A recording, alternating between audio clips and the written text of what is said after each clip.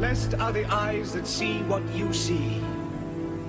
For I tell you, many kings and prophets have desired to see what you see, and have not seen it. To hear what you hear, and have not heard it.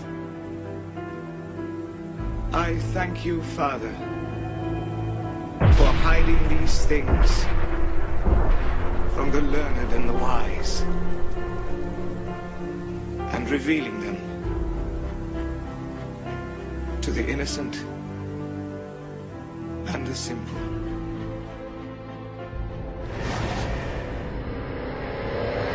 Islamic terrorists have struck again, targeting vulnerable children. Over the weekend, Boko Haram burned children alive in Nigeria, and ISIS bombed school children in Syria. This is what's left of homes in the village of Delori, Nigeria, after Boko Haram went on a rampage Saturday night. Heavily armed gunmen and at least 3 suicide bombers attacked. They set much of the village afire. Children let out blood-curdling screams as they burned alive in their huts. 2 nearby refugee camps were also attacked. Nigerian army troops arrived but were outmanned and outgunned by the terrorists. Charred corpses and bullet-ridden bodies were counted Sunday. At least 86 people were killed and another 62 people injured in the attack. 3 females were among the suicide bombers. Nearly 3,000 miles away, Islamic State terrorists struck in the heart of Syria, this time in a Shiite neighborhood south of Damascus. They exploded 2 bombs on Sunday in an area protected by Lebanon's Hezbollah. The first was a suicide car bomb. We were on the street and the car suddenly exploded. A lot of children were killed because the school was out at that time. I was just carrying children out of the building and sent them to the hospital.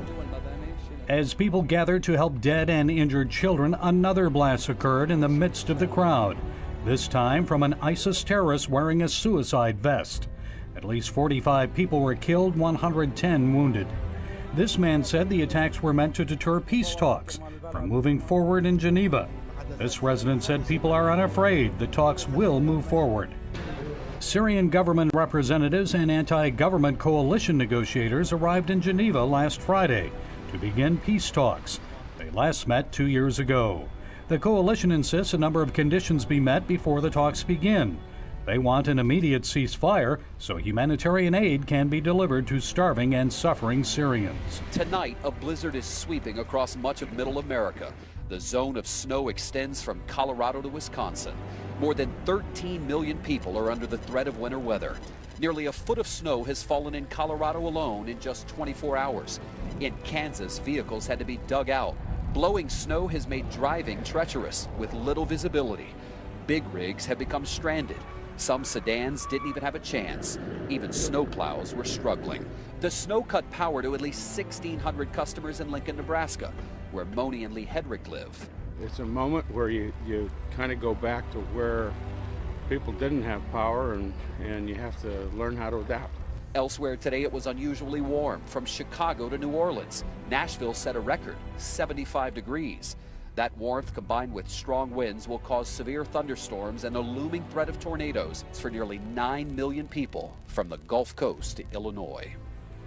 Defense Secretary Ashton Carter says Russia is the top threat to the U.S., followed by China, North Korea, Iran, and ISIS.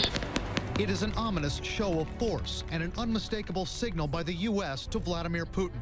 The White House says it wants to quadruple the money it spends on its forces in Europe, a move that could ramp up tensions between America and Russia, which U.S. commanders view as a top threat to national security. We're taking a strong and balanced approach to deter Russian aggression.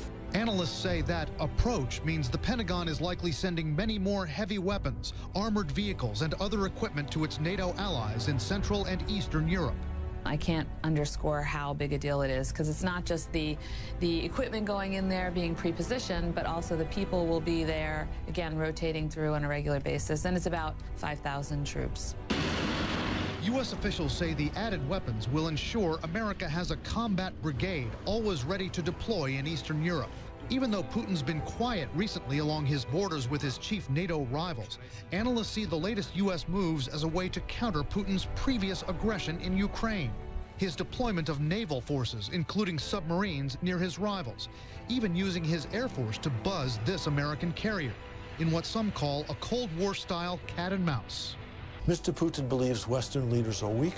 He believes that by intimidation, he can persuade Western leaders to adopt a softer course in response to his aggression in Ukraine and perhaps elsewhere.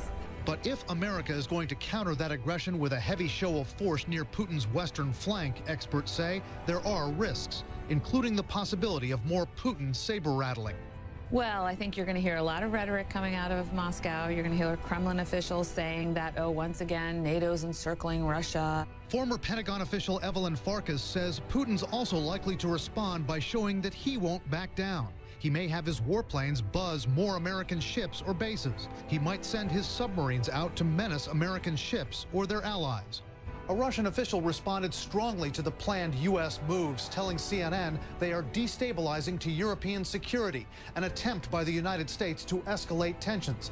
And he said there should be no doubt Russia will defend its national security interests. Turning overseas, there was a bang and suddenly a gaping hole in a jetliner over war-torn Somalia today. Cell phone video shot on the plane while still in flight shows oxygen masks blowing in the wind near the hole in the Airbus 321. Some passengers towards the back of the plane can be seen wearing their own oxygen masks.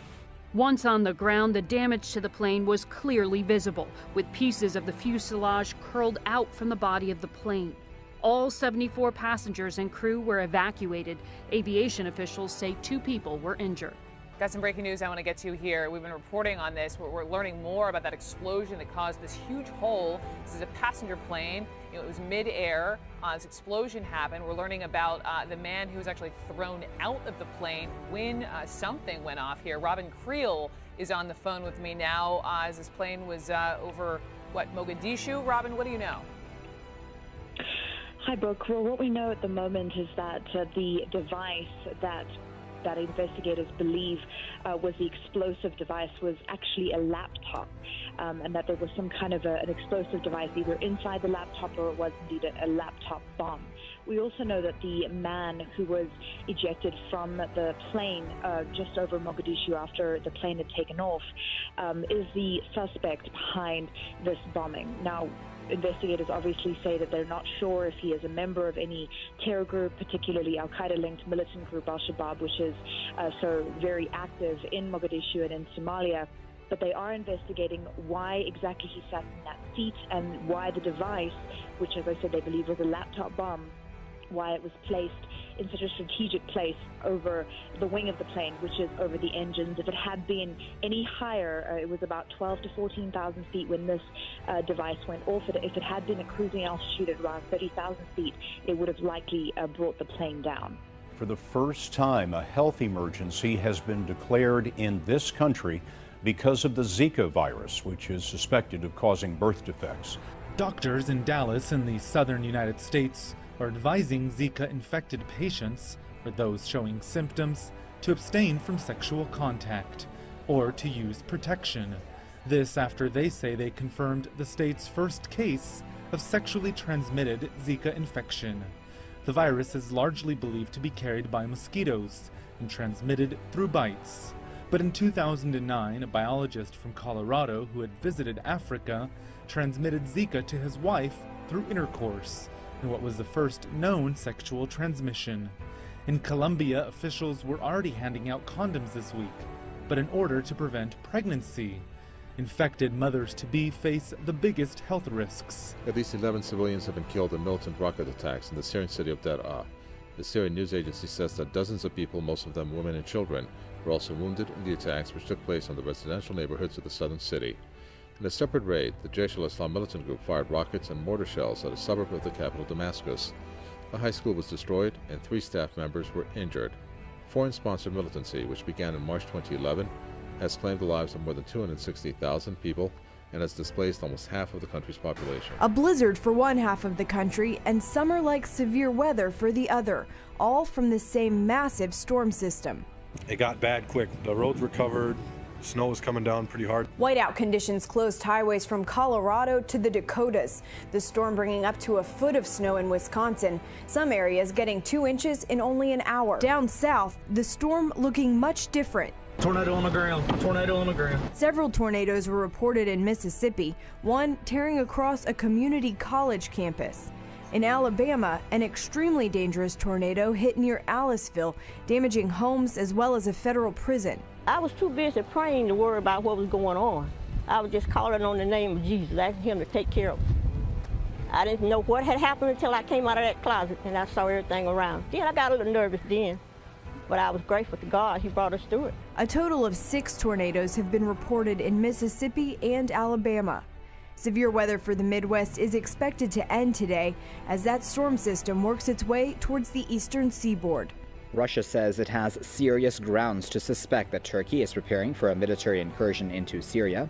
The Russian Defense Ministry spokesman Igor Konashenkov says there are signs of hidden preparations by the Turkish armed forces to take action in the Syrian territory. Earlier, Moscow once again rejected Turkey's recent allegation that a Russian warplane violated Turkish airspace. The Russian Foreign Ministry spokeswoman said Moscow believes Ankara's claim is a cover-up for Turkish military activities on the Syrian border. Maria Zakharova added that Turkey has yet to provide evidence that Russian jet fighters violated its airspace. Tensions between the two countries have been high since the shoot-down of a Russian bomber by Turkey over Syria in late November. Ankara insists the Russian jet had trespassed into its airspace. New indications tonight that Kim Jong-un is about to launch a long-range rocket into space. A U.S. official tells CNN North Korea may already be fueling a rocket at its Dongchang-ri site. Whenever they get real close is when they'll move it over to the launch pad. We won't have a lot of warning at that point. Newly released satellite images from the monitoring group 38 North show the presence of vehicles, including buses for personnel, at the launch site. The images show another ominous sign about the launch tower. They've made it higher, 10 meters higher, since the last time they tried one of these launches. What does that mean? Well, it could be that it's a bigger rocket. A bigger rocket with a longer range, possibly capable of hitting the continental United States. Kim's regime has already declared it will launch a satellite into space as early as this weekend. While the regime says it's an Earth observation satellite, experts say that's a cover. They can claim it's a civilian satellite, but that's the same technology that you would need to put an ICBM warhead anywhere you want on the face of the Earth. The expected path of this launch has the U.S., South Korean, and Japanese militaries on alert tonight. The first stage of the rocket is supposed to drop into the Yellow Sea off the coast of South Korea. A cover for the actual satellite should fall into the East China Sea. Then another stage drops into the Philippine Sea. But the U.S. and its allies say they'll shoot these components out of the sky if they go astray. Coming on the heels of North Korea's 4th nuclear bomb test, analysts believe Kim's doing this to build his stature inside his country, to show he can stand up to the U.S. and his other enemies. But they worry the young, violent dictator might miscalculate. We know less about him than his father and his grandfather. We even have concerns that perhaps he doesn't understand the concepts of red lines, that he might stumble across a red line that his father or grandfather would have known to stop short of. Zimbabwe has declared a state of disaster in most rural areas of that country hit by a severe drought. Public Works Minister said the number of people requiring food aid has risen to nearly 2.5 million, which is 26% of the population. The official said all 60 rural districts of Zimbabwe are affected by the crisis. The African nation has suffered perennial shortages in recent years and has resorted to importing grain from neighboring countries to meet its needs. A regional drought worsened by the El Niño weather phenomenon has affected South Africa and Zambia as well as Zimbabwe, leaving tens of thousands of cattle dead, dams depleted, and crops written off.